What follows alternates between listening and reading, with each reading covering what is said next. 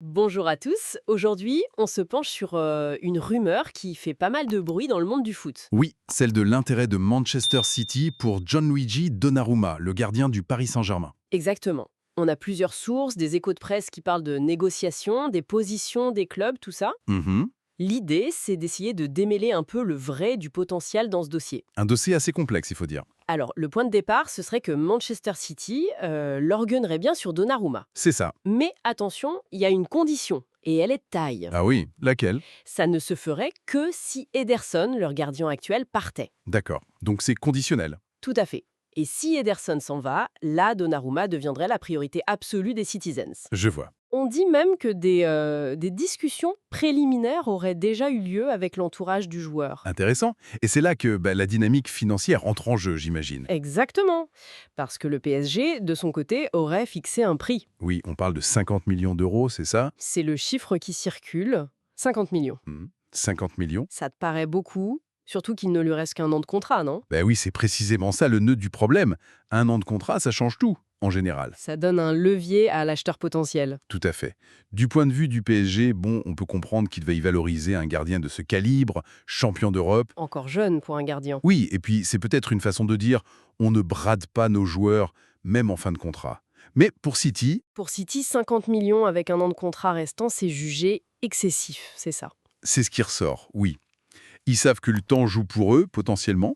Dans un an, ils pourraient être libres. Donc on s'attend à un bras de fer financier si jamais la condition Ederson se réalise. Clairement. Et d'ailleurs, est-ce qu'on sait si d'autres clubs sont sur le coup? Chelsea, par exemple? Alors d'après nos infos, non, Chelsea ne serait pas intéressé pour le moment. D'accord. Ce qui renforce la position de City comme l'option principale, voire unique, si Ederson bouge. Mais tout repose sur ce si, cette condition liée à Ederson, ça rend quand même les choses assez floues, tu ne trouves pas? Ah ben complètement. C'est l'incertitude totale. On entend des choses sur Ederson, l'Arabie Saoudite notamment, Oui, ces rumeurs-là. mais rien de concret, rien d'officiel pour l'instant. Donc, c'est un jeu d'attente en fait. Un jeu d'attente. Oui, City ne peut pas vraiment s'avancer sur Donnarumma sans savoir pour Ederson. Et le PSG, ils n'ont pas intérêt à baisser leur prix tout de suite si l'option City reste ouverte. Chacun attend que l'autre fasse le premier pas en quelque sorte. C'est un peu ça. On est vraiment dans un triangle finasse. L'avenir d'Ederson, le prix de Donnarumma et la durée de son contrat qui se réduit. C'est une bonne façon de le voir. Bon, si on récapitule rapidement, l'intérêt de City est là, mais conditionné par Ederson. Hum, hum. Le prix de 50 millions demandé par Paris, c'est un vrai frein pour City. Surtout avec le contrat qui se termine bientôt. Exactement. Et cette fin de contrat imminente, ça ajoute une couche de complexité stratégique pour tout le monde. Au final, on a l'impression que l'issue de ce dossier dépend vraiment de deux choses. Est-ce qu'Ederson va partir et est-ce que le PSG est prêt à être un peu plus flexible sur le prix? C'est ça. La balle est un peu dans les deux camps, mais surtout conditionnée par un troisième acteur, Ederson. Ce qui nous laisse avec une question intéressante, je trouve.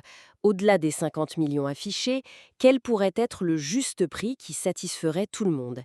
Et à quel point est-ce que cette incertitude autour d'Ederson bloque réellement les discussions en coulisses en ce moment? C'est la grande question, un dossier à suivre de très très près dans les semaines à venir. Assurément.